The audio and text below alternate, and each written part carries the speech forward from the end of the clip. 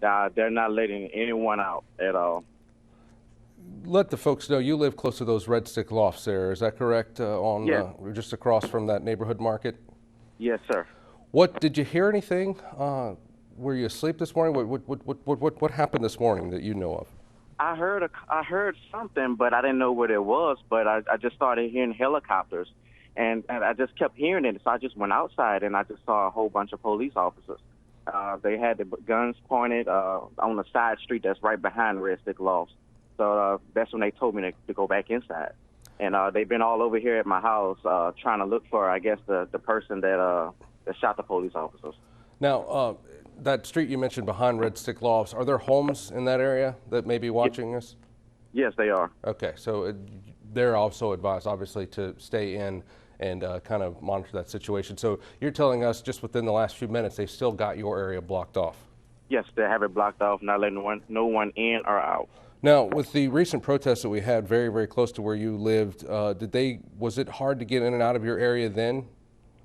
Well, it wasn't because it was pretty far from the Red Stick Lofts. It was like down the street, but it was hard to get into the protest. I got you. Okay. Kobe Burrell, sorry, you have something else?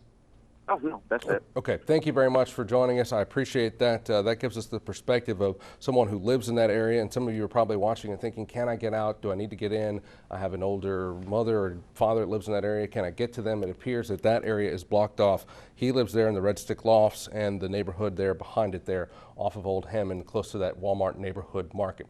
Let's switch now to the hospital in this. Our Graham Olkins is there where we're learning that the officers were taken there, and Graham, we're getting early reports that 2 officers have died in this. What can you tell us from Our Lady of the Lake Hospital? Greg, the very latest here outside of Lady of the Lake is that a coroner's vehicle just went inside. Also, there is an armed officer with a pretty big rifle stopping all vehicles coming into the emergency department here at the main entrance of Our Lady of the Lake. The flag here has been lowered to half staff as well outside Our Lady of the Lake on Essen Lane. Now, earlier, right as this situation was developing about an hour ago, all of the entrances were blocked completely to the hospital as those officers and possible deputies were arriving here by ambulance. There have been all sorts of police vehicles speeding in and out of the hospital right now.